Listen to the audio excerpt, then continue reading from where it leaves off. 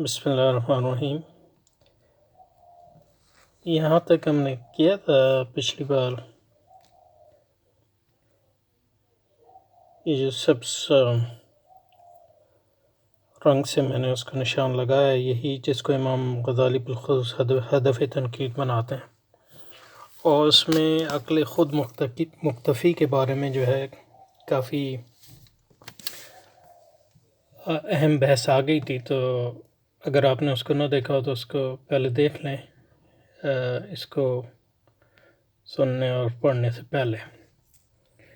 اب یہاں جو ہے اس کے بعد جو ہے یہ ایک مثال دی ہے، اور لیکن اس میں مسئلہ یہ ہوا ہے کہ اس میں بہت زیادہ یہاں تک جو ہے پیج نمبر 260 اور 259 میں جو ہے کتابت کی کافی غلطیاں، اس کی وجہ سے جو ہے مفہوم جو ہے سمجھنا بہت مشکل ہے۔ تو میں نے کئی بار پڑھا تو اس کو سمجھ لیا، لیکن یہ کہ آپ کے ساتھ اس کو پڑھنے کا جو ہے نا وہ فائدہ نہیں ہوگا، اس لیے میں نے یہ سوچا ہے کہ اب یہ کروں کہ امام غزالی، پہلے بھی اس کو میں نے کیا تھا، لیکن ابھی دوبارہ جو ہے اس کو اس طرح کرتے ہیں کہ امام غزالی کے جو تہافت فلسفہ میں جو وہ فلسفیوں کے مسائل کا ایک ایک کر کے رد کرتے ہیں، اس میں ایک مسئلے کو لے لیں، اور پہلے اس میں یہ دیکھوں گا کہ ان کا اس میں طریقہ کار کیا ہے، اور پھر جو ہے اس اگلے ویڈیو میں جو ہے اس کی مثال جو ہے پیش کروں گا تہافت الفلاسفہ سے ہی، تاکہ جو ہے تو وہ اس کے نتیجے میں جو 200 پیج 259 اور 7 میں جو کچھ ہے وہ سارا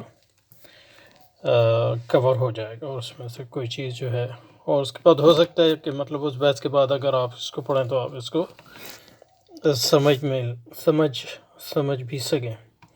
تو امام غزالی جب تہافت فلسفہ میں کیا کر رہے ہیں یہ سمجھنے کی ضرورت ہے، اور یہ ہم بار بار اس کی طرف اشارہ بھی کرتے رہے ہیں، لیکن اب جو ہے اس کو دوبارہ اس کی ایک جو ہے خلاصہ لے لیتے ہیں، تاکہ پھر جب ہم امام غزالی کی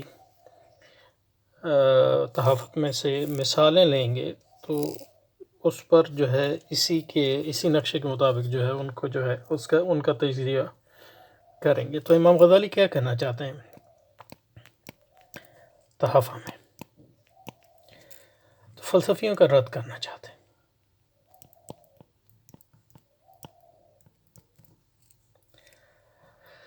لیکن ہر مسئلے میں رد نہیں کرنا چاہتے، اور یہ بہت اہم بات ہے، کیونکہ اور امام غزالی مقدمے میں جو ہے اس کو شاید ہم نے پہلے دیکھا بھی ہو، یہ فرماتے ہیں کہ جو دین سے جو ہے دو طرح کے لوگوں کو، ایک تو فلسفی جو گمراہ لوگ جو دین کے خلاف عقائد پھیلا رہے ہیں، دوسرا وہ دیندار جو یہ سمجھتے ہیں کہ فلسفیوں کی جو ہے ساری دعوے غلط ہیں، چاہے اس کا تعلق طبیعت سے ہو یا مابعد الطبیعت سے۔ تو امام غزالی کہتے ہیں کہ یہ ایسے دیندار لوگ بھی جو ہیں وہ دین کے دشمن ہیں، کیونکہ وہ بدیہی چیزوں کا انکار کرتے ہیں، یا ایسی چیزوں کا انکار کرتے ہیں جس کو یعنی عقل تسلیم کرتی ہے۔ تو اس سے یہ ہوتا ہے کہ لوگ یہ سمجھتے ہیں کہ دین سارا جو ہے وہ اسی طرح کے جو مطلب جاہلانہ دعووں پر مبنی ہے۔ تو اس لیے امام غزالی جو ہے وہ فلسفیوں کی ہر بات کا رد نہیں کرتے، صرف فلسفیوں کے ان مسائل کا رد کرتے ہیں جو دینی عقائد کے خلاف ہیں، یا ان کے سرین خلاف نہ بھی ہوں تو ان کے جو مجبورات ہیں اس دینی عقائد کے، جو ہمارے بنیادی عقائد ہیں ان کے خلاف، اور اس میں سے ہم نے 13 مسائل لیے ہیں، ان سب کا تعلق جو ہے مابعد الطبیعت سے۔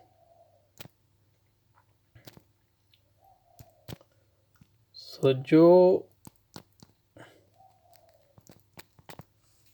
مابعد الطبیعت، اور مابعد الطبیعت میں بھی زیادہ تر جو مسائل ہیں جس پر امام غزالی جو ہے فلسفیوں کا رد کرتے ہیں، اس کا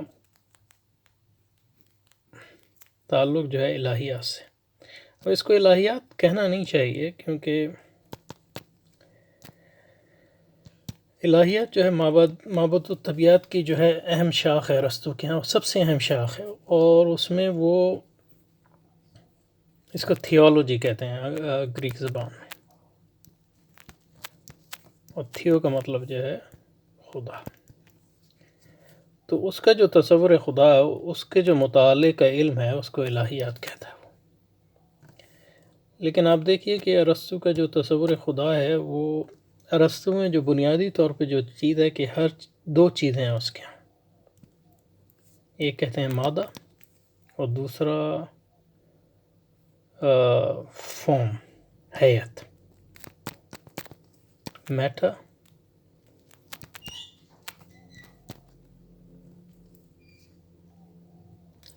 اور دنیا میں جو بھی چیزیں ہیں وہ میٹر اور فارم سے بنی ہیں، ان کے امتزاج سے، سمجھے.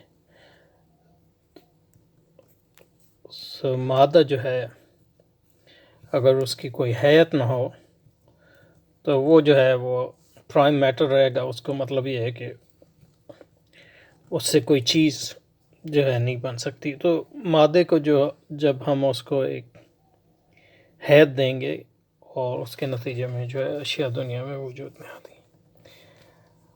اور ارسطو کے خیال میں جو ہے وہ خدا جو ہے، دو چیزیں ہیں اس کے یہاں. ایک پیور میٹر، جس کو وہ پرائم میٹر بھی کہتا ہے، اور یہ اس کے ہاں ہمیشہ سے موجود ہے، یہ قدیم ہے. اس لیے ارسطو کے ہاں جو ہے جو کہتے ہیں کریشن ایکس نیہیلو، اس کا کوئی تصور نہیں ہے. یعنی مطلب یہ ہے کہ کسی چیز کو عدم سے وجود میں لانے کا اس کے ہاں کوئی تصور نہیں.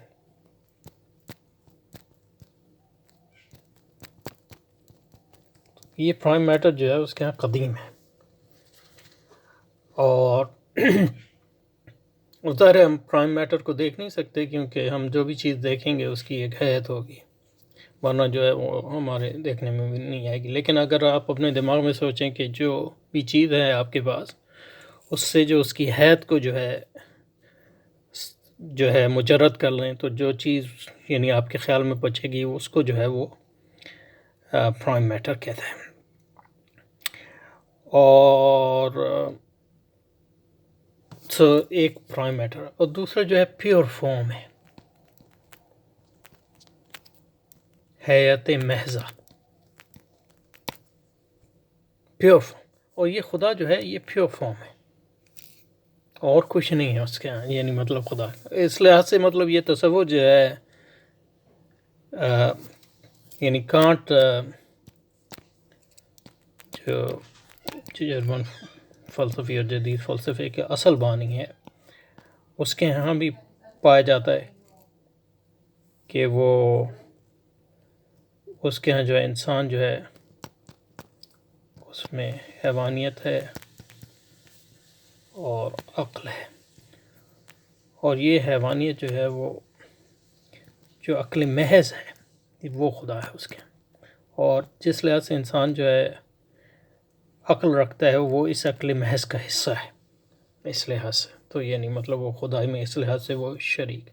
تو ارسطو کے یہاں بھی یہی تصور ہے کہ وہ جو عقل محض ہے اور حیات خالصہ ہے وہی خدا ہے. تو اس لیے مطلب اس کو الہیات کہنا جو ہے اس لحاظ سے درست نہیں ہے، کیونکہ اس کا خدا کا جو تصور ہمارے یہاں سے اس کا کوئی تعلق. تو یہ جو ہے ارسطو کی جو ہے بنیادی ہم کہیں گے کہ انٹالوجی ہے، یعنی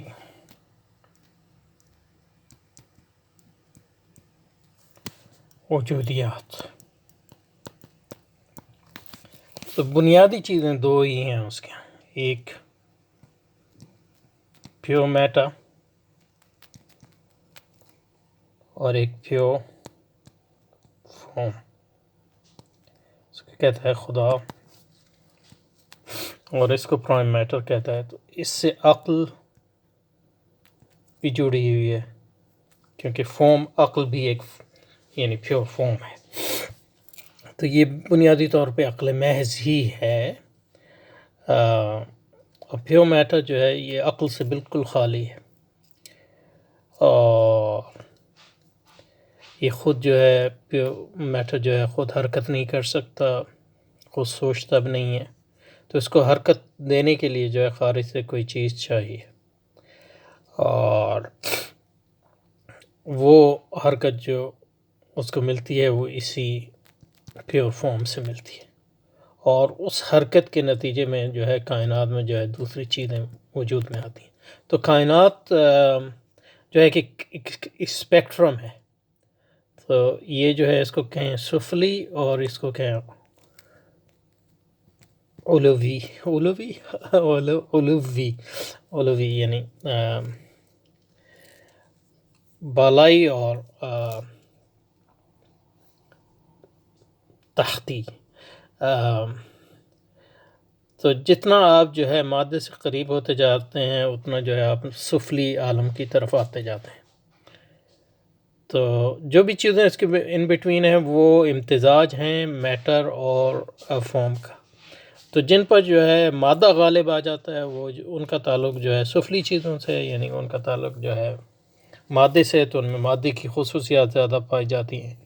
اور جن چیزوں میں جو ہے حیت جو ہے غالب آتی جاتی ہے تو ان کا تعلق جو ہے وہ پیور فارم سے زیادہ ہوتا جاتا ہے، ان کا تعلق جو ہے عقل سے زیادہ ہو جاتا ہے، وغیرہ وغیرہ. تو ان معنوں میں مثلا یہ ہے کہ پتھر میں جو ہے وہ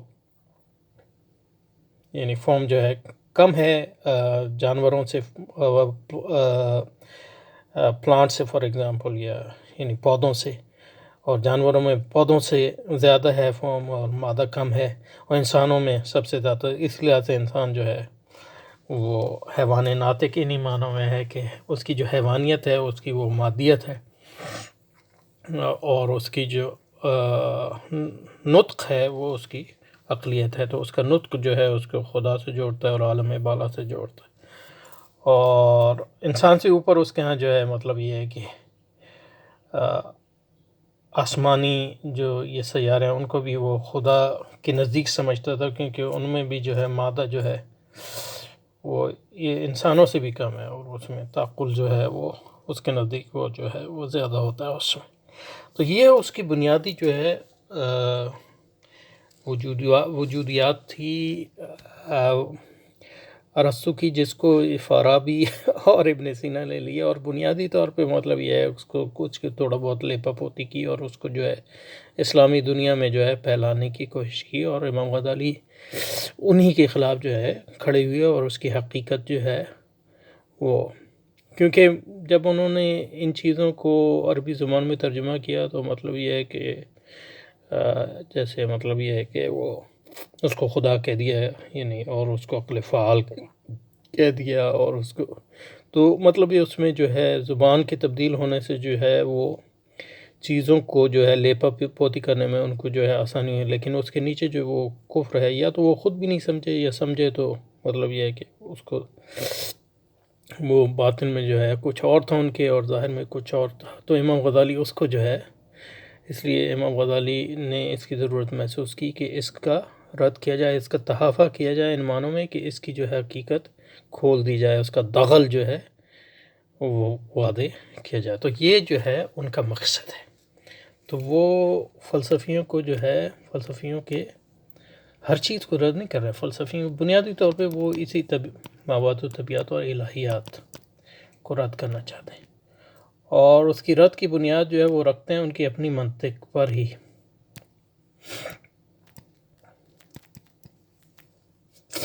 کیونکہ منطق وہ علم تھا یونانی کا جو عقل کی عقل کی صحیح عقل کی کے جو معیار ہیں ان کو وضع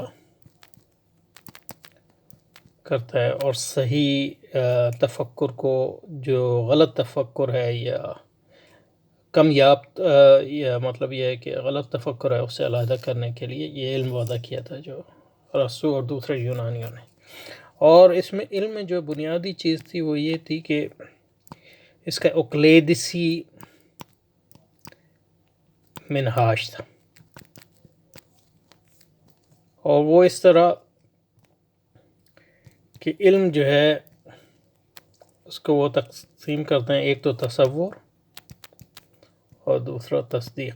یعنی مطلب ایک کسی چیز کا آپ کو فہم ہونا چاہیے کہ مطلب یہ کتاب ہے، کتاب کیا چیز ہوتی ہے، یہ سفید کیا ہوتا ہے، تبھی آپ اس پہ حکم لگائیں گے کہ کتاب سفید ہے. تو اس کو تصورات اور تصدیقات، یہ علم کے دو بنیادی جو ہے ڈھانچے ہیں، تصورات اور تصدیقات. یہ تو ایک تقسیم ہے. اور دوسری زیادہ اہم تقسیم اس کے مطابق یہ ہے کہ علم جو ہے ہمارا دو قسم کا ہے.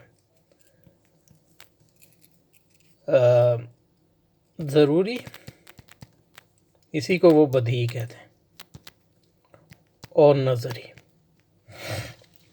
اور ضروری وہ علم ہے جس کو حاصل کرنے کے لیے ہمیں جو ہے تفکر کی ضرورت نہیں ہوتی، اس کو بغیر کسی تفکر کے ہم جو ہے حاصل کر سکتے ہیں. تو وہ بنیادی یعنی بلاک فراہم کرتا ہے پورے علم کا. کیونکہ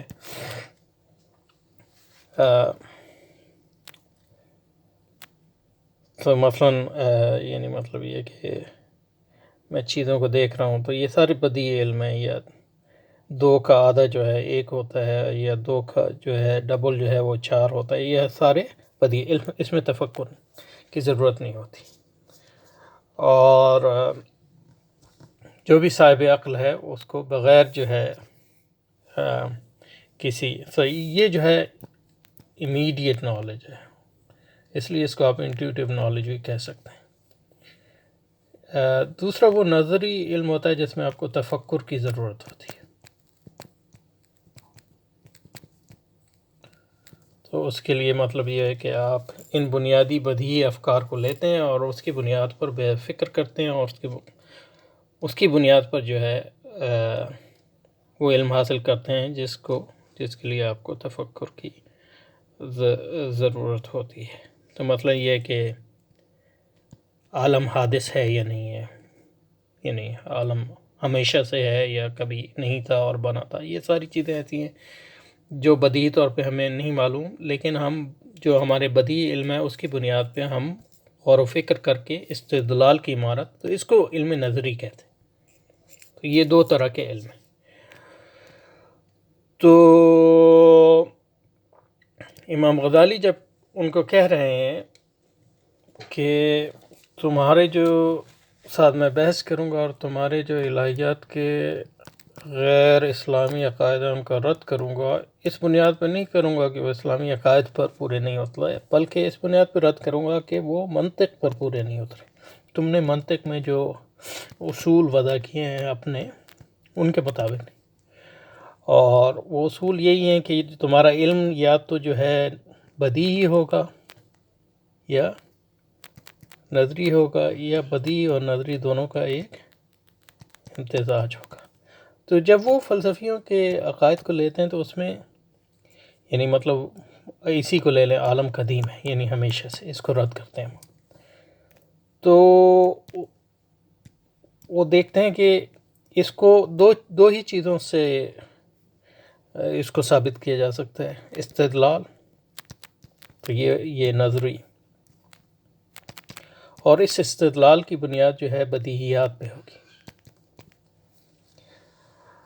تو جو فلسفیوں کے استدلالات ہیں ان بارے میں، اس کے بارے میں وہ یہ ثابت کرتے ہیں کہ ان دلائل میں کیا غلطی ہے. یہ ایک بات ہے. اور دوسری بات یہ ثابت کرتے ہیں کہ وہ سارے جو استدلال ہے اس کی بنیاد جو ہے بدیہات پہ، ان کی ساری جو بنیاد ہے وہ بدیہات پہ. لیکن ان کی جو تو پہلے تو ان کے استدلالات کو لیتے ہیں، یعنی استدلال، آرگیومنٹس. اور اس کی خامیوں کو واضح کرتے ہیں.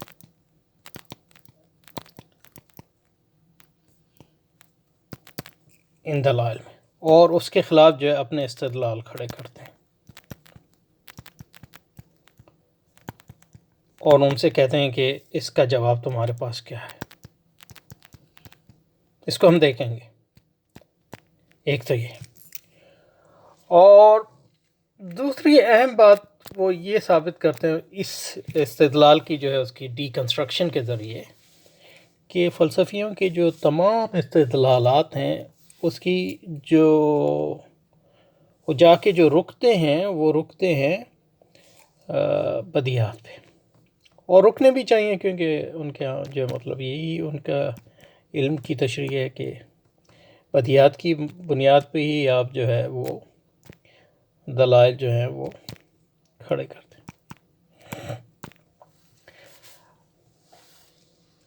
اور یہاں جب وہ بدیہات پہ آ جاتے ہیں تو پھر وہ سوال جو ہے یہی ان کے بنیاد ہے، بار بار اس کو یہ نہیں دورا، بار بار یعنی یہی hammer this again and again.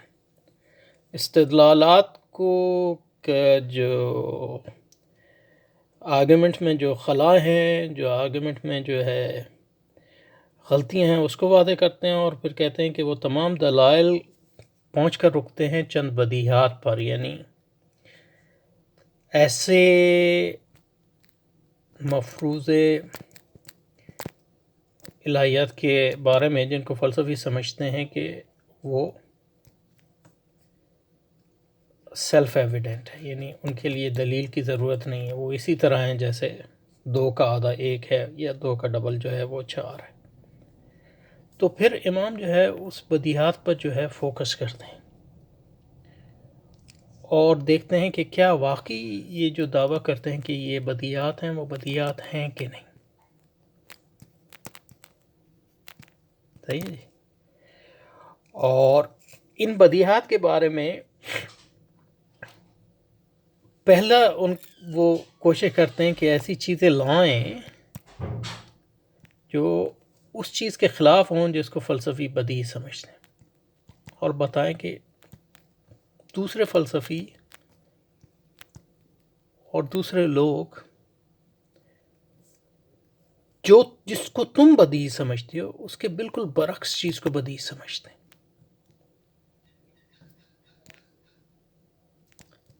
تو اس سے کیا نتیجہ نکالتے ہیں؟ اس سے نتیجہ یہ نکالتے ہیں کہ اگر وہ واقعی بدیہی ہوتا تو دوسرے فلسفی یا اتنے زیادہ لوگ جو ہیں جو تم بدیہی سمجھتے ہو اس کے بالکل ضد کو، اور جو اعضاء جو ہیں وہ جمع نہیں ہو سکتی. تو یا تو تم صحیح ہو یا دوسرے لوگ صحیح ہیں. اس سے اگر ہم صرف نظر بھی کر لیں کہ تم صحیح ہو یہ وہ صحیح ہوں، اس سے صرف نظر بھی کر لیں تو ایک چیز تو اس سے ثابت ہو جاتی ہے کہ یہ مسائل جو ہیں بدیہی مسائل نہیں، کیونکہ اگر وہ بدیہی مسائل ہوتے تو اس پہ اختلاف کیوں ہوتا ہے. یہ امام بار بار کہتے ہیں، کیونکہ بدیہی چیزوں کی ایک بہت بڑی نشانی یہ ہے کہ اس میں اختلاف نہیں ہو سکتا عقلاء کے درمیان. مثلا یہ کہ اس میں یعنی اختلاف آپ نے کبھی نہیں دیکھا ہوگا کہ کوئی کہے کہ 2، یعنی مطلب یہ ہے کہ 2 کا آدھا 1 نہیں ہے، یا 2 کا جو ہے دگنا جو ہے وہ 4 نہیں ہے. یعنی مطلب یہ کہ کوئی اختلاف برائے اختلاف کرنے پہ آ جائے تو وہ تو اور بات. یہ تو ایک چیز ہے اس بدیہات کے بارے میں. تو اس سے ثابت کرتے ہیں کہ یہ چیز اگر صحیح تم صحیح بھی ہو تو لیکن یہ بدیہی نہیں. اور دوسرا اس سے متعلق ہی چیز یہ کرتے ہیں کہ ایسی مفروضوں کو بطور مثال پیش کرتے ہیں جو امام سمجھتے ہیں کہ بدیہی ہیں، لیکن وہ اس چیز کے بالکل برعکس ہیں جو فلسفی کہتے ہیں کہ بدیہی ہیں. تو ایسی مثالیں پیش کرتے ہیں جو فلسفیوں کی عقائد کی بالکل مخالف ہیں، اور امام پھر دعویٰ کرتے ہیں کہ جو ہے وہ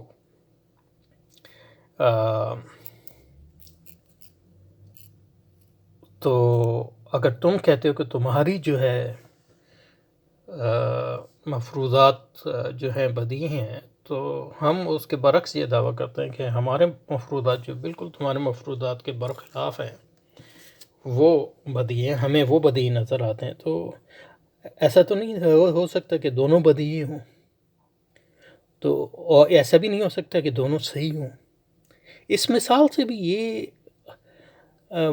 یہ ثابت نہ بھی ہو کہ مطلب ان کے جو دعوے ہیں وہ غلط ہیں یا نہیں، یہ ثابت ہو جاتا ہے کہ وہ بدیہی نہیں ہے، کیونکہ اگر وہ بدیہی ہوتے تو اس کے بالکل برعکس چیزوں کو ہم لوگ یعنی مطلب مسلمان جو ہیں بدیہی کیوں سمجھتے، حالانکہ ہم بھی تمہاری طرح جو ہے یعنی عام، کیونکہ بداہت کی جو کرائٹیرین ہے، جو اس کا میزان ہے، وہ عقل عامہ ہے، وہ کوئی یعنی اس کے لیے آپ کو خاص ٹریننگ کی ضرورت نہیں ہے. تو یہ امام کا منہج، اور اس سے وہ ثابت یہ کرنا چاہتے ہیں کہ الہیات کے جو مسائل ہیں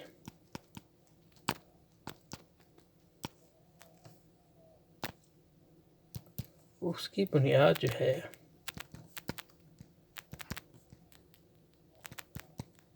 بدیہات پر نہیں، اور جب بدیہات پر نہیں ہے تو اس سے یہ لازمی نتیجہ نکلتا ہے کہ وہ انسانی عقل کی، صرف انسانی عقل کی بنیاد پر سمجھ میں نہیں آ سکتے. اور اس کتاب میں نہیں تو بعد میں مطلب یہ ہے کہ وہ ثابت کرتے ہیں جب وہ انسانی عقل کی بنیاد پر صرف انسانی عقل کی بنیاد پر ان کو جو ہے وہ سمجھا نہیں جا سکتا یا ان کو ثابت نہیں کیا جا سکتا، تو یہاں جو ہے وہی کی ضرورت بھی جو ہے وہ ثابت ہو جاتی ہے. تو یعنی ایز اے اس کی نیگیٹو کورولاری نتیجہ جو ہے اس کتاب کا. لیکن اس کتاب میں بنیادی یہی ہے کہ الہیات کی بنیاد جو ہے بدیہیات نہیں ہے. اگر الہیات کی بنیاد پر بدیہیات نہیں ہے تو ان کے اپنے جو تصور علم، جو ڈھانچہ انہوں نے کھڑا کیا ہوا تھا، اس کے مطابق مطلب ہر علم کی بنیاد بدیہیات ہونی چاہیے، ورنہ جو ہے وہ انفینٹ ریگریس جو ہے لازم آتا ہے، تسلسل لازم آتا ہے. تو مطلب وہ علم اور جب وہ بدیہات نہیں ہے تو اس کا مطلب یہ ہے کہ پھر عقل کی بنیاد پہ آپ جو ہے اس علم کی بنیادوں کو جو ہے تشکیل نہیں دے سکتے، تو اس سے وہی کی جو ہے ضرورت کا احساس ہوتا. تو یہ ہے امام غزالی کا بنیادی طریقہ. تو اگر ہم نے اس بات کو سمجھ لیا تو یہ مطلب یہ امام غزالی کی جو منہاج ہے اس کی بنیادی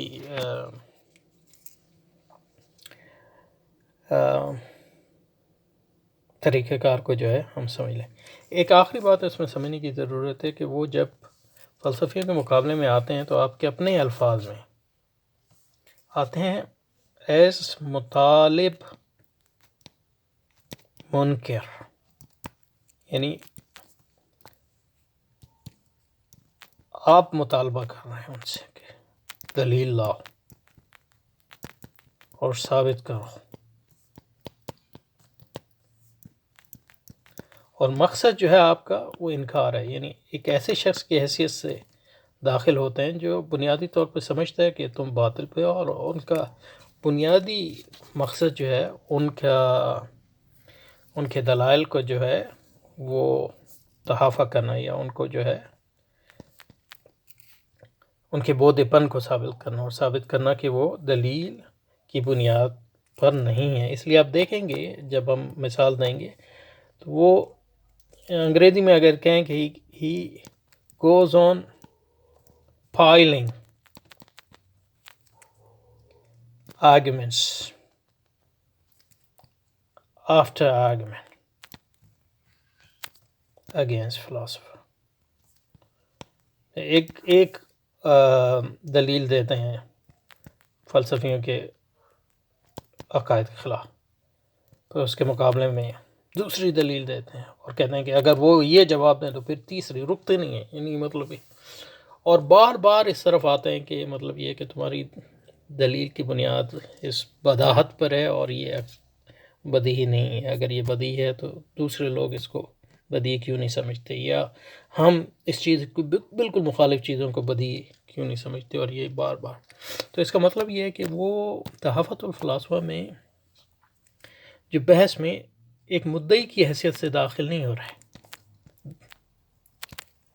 کلیم نہیں کر رہے اور مثبت کی حیثیت سے بھی داخل نہیں ہو رہے. آپ کوئی چیز ثابت نہیں کر رہے اپنے مطلب جو اثباتی طور پہ جو ہے اسلامی علوم اور یہ اسلامی عقائد کو. منکر کی حیثیت سے انہی معنوں میں ہے کہ آپ کا بنیادی مقصد ان کے دعووں کا انکار ہے، اپنے دعووں کا ثبوت نہیں. اور یہ امپورٹنٹ ہے، اس لیے جب بھی آپ مابعد الطبیعاتی یا عقائد کے مسائل میں کفار سے بحث کرتے ہیں تو آپ مطالب منکر کی حیثیت سے بحث کر سکتے ہیں، اور اگر آپ مدعی اور مثبت حیثیت سے بحث کریں گے تو پھر آپ کو ایک بہت بڑی مشکل اس لحاظ سے پیش آئے گی کہ آپ اس کو فرض کر لیں گے کہ جو مابعد الطبیعاتی مسائل ہیں ان کا عقل کی بنیاد پر کوئی حل ہے. یہ بنیادی اس کا جو ہے، اور اس میں پھر آپ ان کے فلسفوں سے متاثر ہوئے بغیر نہیں رہیں گے، کیونکہ آپ نے ان کے بنیادی دعوے کو تسلیم کر لیا کہ مابعد الطبیعات کو عقل کی بنیاد پہ جو ہے وہ سمجھا جاتا ہے. اس لیے جو مسلمان فلسفی اس میں آئے ہیں تو پھر انہوں نے اس میں بڑی جو ہے قدم لغزش کی ہے. ایون وہ لوگ جو مطلب جو ہے دین کے ایمان میں کوئی شک نہیں ہے، مطلب جیسے علماء میں جیسے ابن رشد ہیں، مطلب بہت بڑے مال کے مجتہد ہیں، لیکن وہ بالکل ارسطو کے لکیر کے فقیر پیروکار ہیں. اور اس میں بنیادی وجہ یہی ہے کہ وہ جو عقل کی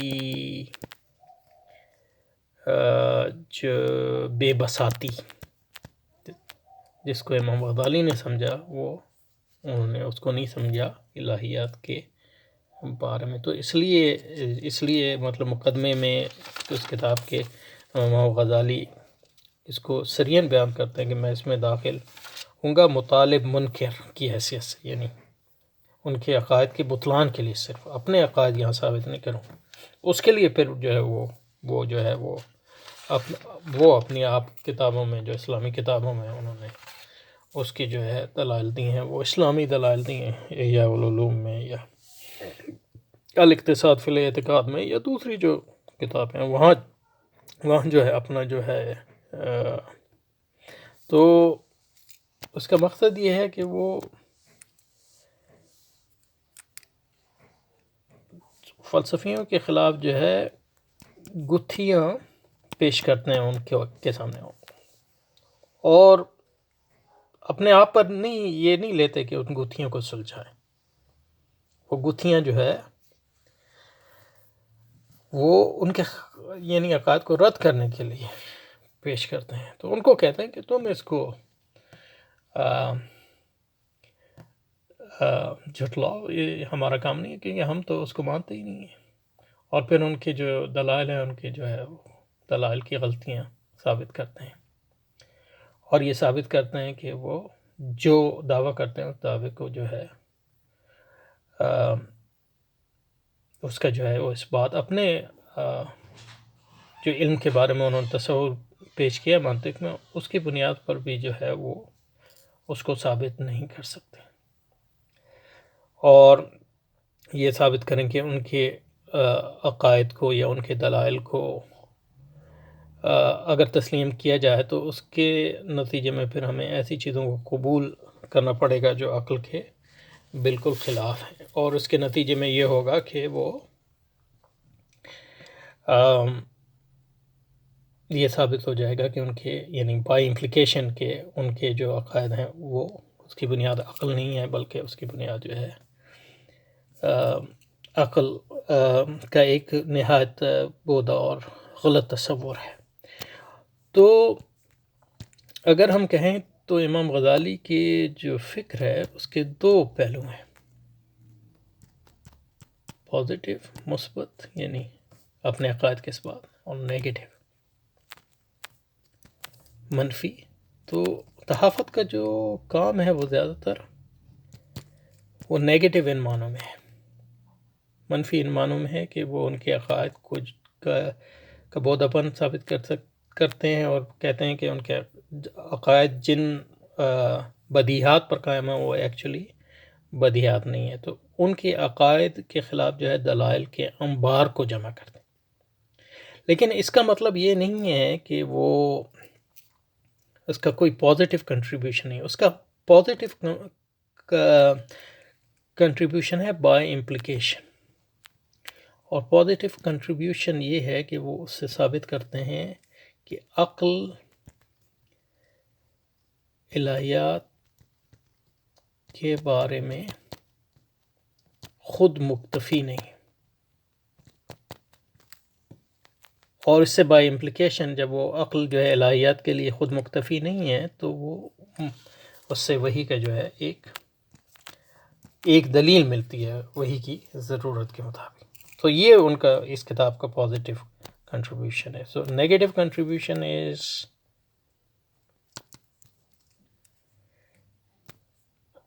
to show the incoherence of their arguments. ان کے دلائل کا جو ہے، ان کے دلائل میں جو ہے جو تضادات ہیں اس کو ثابت کرتے ہیں to show that the claim to the self-evidence of theological presupposition is unwarranted. اور یہ ثابت کرتے ہیں کہ جس چیز کو وہ بدیہی سمجھتے ہیں وہ بدیہی نہیں. یہ مطلب یہ ہے کہ منفی کنٹریبیوشن ہے اس کا. اور پازیٹیو کنٹریبیوشن یہ ہے کہ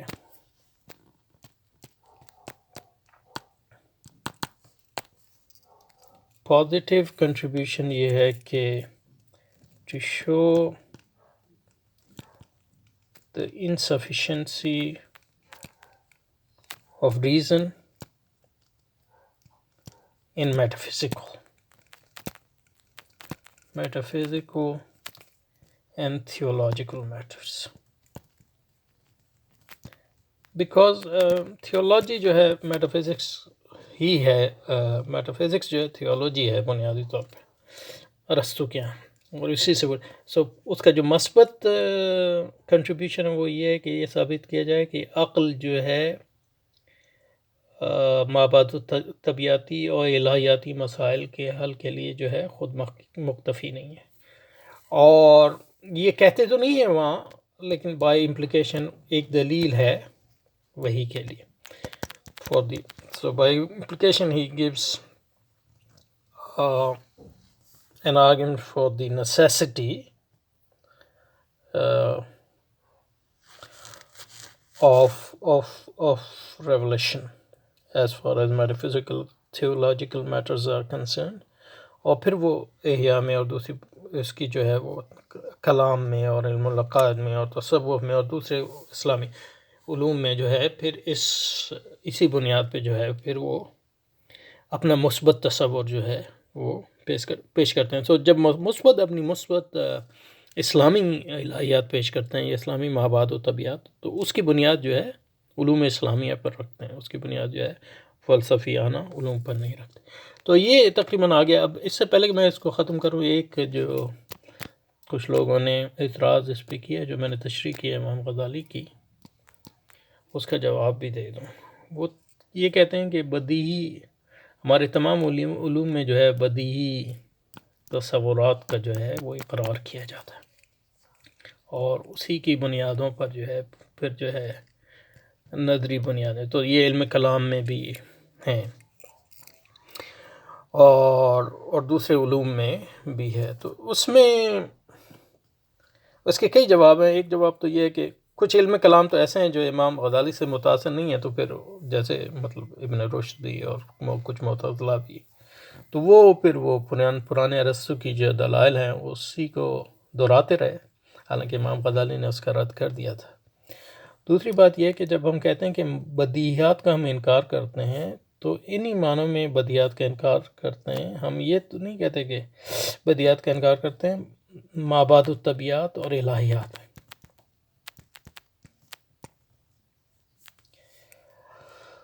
اور اگر اس کو نہ کریں تو پھر مطلب یہ کہ وہی کی کوئی ضرورت نہیں رہتی، یا ضرورت رہتی بھی ہے تو وہ ایک ثانوی درجے کی رہتی ہے، جیسے فارابی نے کہا یا جیسے بعد معتزلہ نے بھی کہا ہے. تو یہ ایک یعنی مطلب یہ ہے کہ، اور تیسری اس میں یہ بات کہوں گا کہ اگر بدیہی